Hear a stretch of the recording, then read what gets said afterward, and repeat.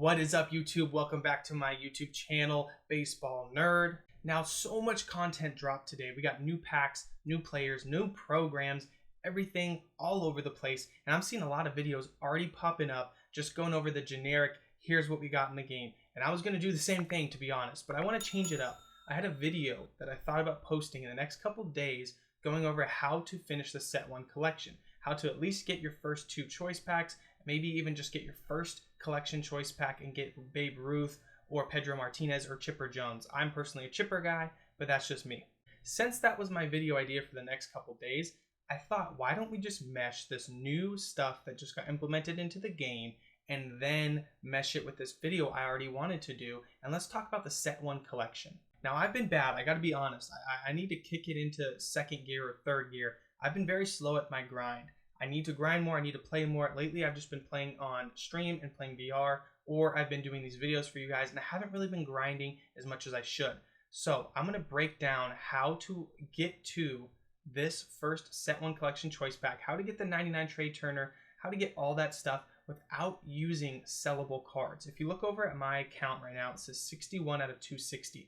If I select more, I think I already locked in some sellable by accident early on in the season, my bad, but I have 10 extra cards. Now, I don't want to use cards that I can sell. I'm a guy that's no money spent. I want to keep any card I can sell to sell in the future if I need it to finish a collection or whatever I want to do. So I'm not locking in any of those cards anymore. We're just locking in the non-sellables.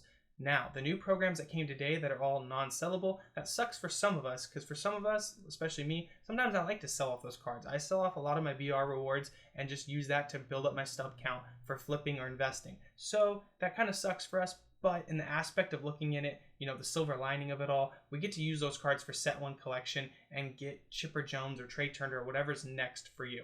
So first things first, for the Set 1 collection, what I would come and do, and as you can see, I'm very bad at it. I still have the Central Conquest map, which are a big chunk of the XP for this. So I need to finish the Central Conquest map. But when you come into Team Affinity, what you really want to do, it's the same for every program in my opinion. The most efficient way to do any program is do the stuff that isn't missions or isn't your conquest first. So I come in here and I do the showdown. And the reason is, any of the cards I unlock in this program that I can do these henchman missions or the captain stat missions with, I can't use in showdown anyway. It doesn't count. So I go knock out my showdown first, and I knock out my moments. Go to the AL West, NL West, the Centrals, the East, and knock out your moments and knock out your showdowns and get those finished first. Now, what that will do is start giving you some of these henchmen and captains, and then you go in and you build. I normally build a second team. I name it Grind, or I name it Offline, or whatever I name it. And I use that team to come into Conquest now that this one's checked off but isn't done. And I use those players to finish their missions as I'm finishing the Conquest map. So I'm knocking out 2 birds with 1 stone. Never do exchanges. Mini seasons is kind of glitchy right now, so I wouldn't personally do that. I'd rather take a slow grind than take a chance of losing all my progress on something that I worked my butt off for. So not for me right now. If it's fixed and everything looks good, then I'll do it, but I've seen too many glitches happening in that lately. If you see right now, this is my grind squad. So come up here, there's my main squad and my grind. Grinding is where I have all these players, like Trevor Story is an NL West, not captain, henchman. Brandon Belt is the same. Chris Taylor's the same. JD Martinez is the same. They're all henchmen right now. So I'm using these guys to knock off those missions as I'm finishing the Central Conquest map. The cool thing with Team Affinity is you'll get 60 non-sellable Set 1 cards. That is a huge chunk of what you need to get to Trey Turner, and almost half of what you need to get to your first choice pack. So Team Affinity is a must. You got to go knock it out, and then you can move on to the other programs, or start getting most of it done, and then we can move on to the other programs. And it will give you a huge chunk into what you need. Now, something I'm assuming most people have done is the World Baseball Classic program. This gives you a big chunk of cards as well. You get all these no-sell cards as well as these non-sellable packs all the way down here. You get some of these 95 overall no-sell packs. So it's the same thing. To finish this program, the best way, in my opinion, knock out all the moments. First round, quarterfinals, semis, and championship.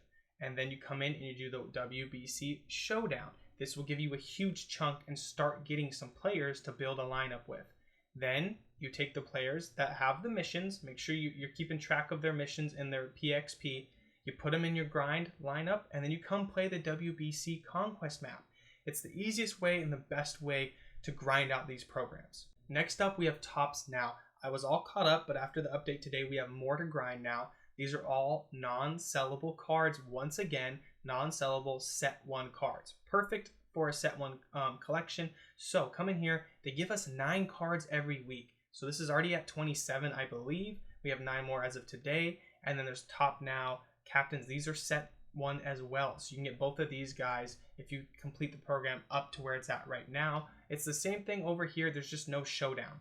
Do the moments for week 1, 2, and 3, and then start stacking your lineup with these cards and do the missions of the PXP. This one's really easy because it's just 1,000 PXP with all of that week's players, and if there's 9, you can build almost a full roster with that week's players and go knock it out in 1 or 2 conquest games if you have a good conquest game. You play a rookie or a veteran, you should be able to knock that out very easy, hit a lot of home runs, get a lot of strikeouts. And then you come in here and you take the flashbacks.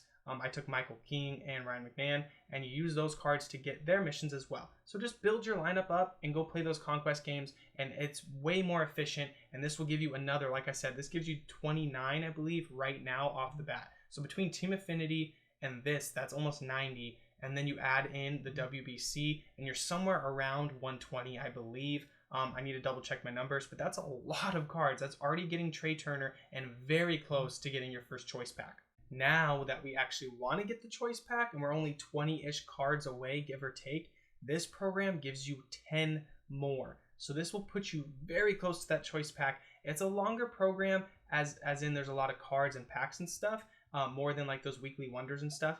But it's another thing where we have a showdown. Go knock out the showdown that gives you 30 points. These moments, I believe together, these two give you 60 points. So once you get those 60 points in this program, you'll be at Daniel Vogelbach.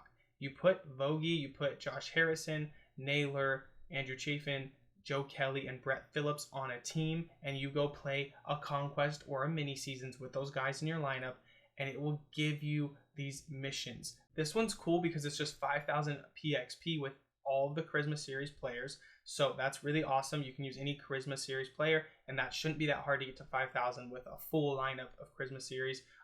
Then Brett Phillips and these guys, like always, the hitters, it's 200 PXP, and the pitchers, it's 600 PXP. So like I said, do the moments, do the showdown, put them in a lineup, and come knock them out. And by that time, you know, you should be getting to O'Neill Cruz and Ozzy Albies very quickly. You throw them in your lineup, you get to Simeon very easily, and then all you got to do is get to Luis Castillo. And there's a lot of packs, stubs, and XP in here. I mean, just between looking at Luis Castillo and Marcus Simeon, you're going to get 10,000 XP from those guys. I do kind of wish they were sellable because we do need some sellable cards so we can build up that stub count, but maybe we get lucky on some of these packs and we get the set 1 collection done. So it's not too bad. We can live with it. If you need a couple more set 1 players, the Great Egg Hunt program has been out for a while. I have a video, I'll add my card to it, and it shows you how to finish it, where all the eggs are. The only one I haven't done yet is the mini seasons. Like I said, I don't really care about doing mini seasons, and all I get is this profile icon, so I'm good. I just wanted these cards to add because they are, once again, a set 1 card that are non-sellable. I have nothing else to use them for except for that collection or to play with them. So come in here and you only get 5 more cards, so it's not a lot to add to the collection. But if you're only 5 away from getting the choice pack or Trey Turner, this is another easy way to get some set 1 non-sellable cards, so we're not wasting stubs or time. So that kind of does it for the set 1 collection tips and advice, and that's how you can get them without wasting any cards that you want to sell later on. And yes, it's a grind. Team Affinity is a big grind this year for me. I thought once I did Conquest on some of the other maps, some of the other divisions, it would be easier. But you know what? It's okay. It's going to be a longer grind. You just need to be efficient with it by using those henchmen and captains, and you should be good. There's so many cards. Like I said, we can get to like 120, 130 just with all those programs we just looked at, and they're adding more Tops Now cards every single week. So have hope. Set 1 collections can be done, and if they're non-sellable anyways, that makes me feel a lot better about getting these cards because they are set 1 cards as well. So that means Chipper, Pedro, and Babe Ruth won't be usable after set 2 finishes, but don't have to feel too bad about it because we're using non-sellable cards anyways. Now I know I said I wasn't going to do this, I don't want to make another generic looking at everything in the game video. This is a set one collection advice, tips, whatever you want to call it video. We got a new chase pack card, which is the Fernando Tatis Jr. Like I said, he's coming back to the game. His stats are insane. 107, 110 contact, 125 power across the board, and 125 clutch. So runners in scoring position or not, he's going to hit the ball insane. They gave him primary shortstop with diamond defense, 86 fielding, 99 arm, 81 reaction. He's going to be unbelievable on defense with one of the best bats and one of my favorite swings in the game last year, maybe the year before. But 94 speed, 95 steal. This card might be the best card in the game. I know I just said that about Ken Griffey Jr. on my BR reward pack update video, but this card might be better.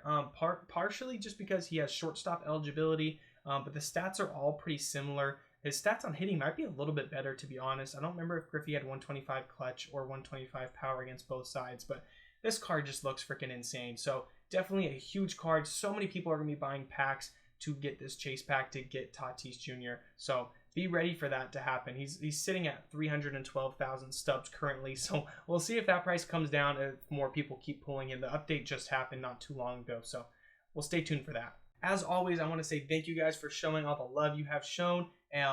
If you like this video, please drop a like, leave a sub, and come back for more MLB The Show content. We should be streaming on Twitch tonight, BaseballNerdYT over there, if you want to drop a follow and hang out for some baseball/sports talk in general. I appreciate you guys, and I'll see you on the next one. Peace.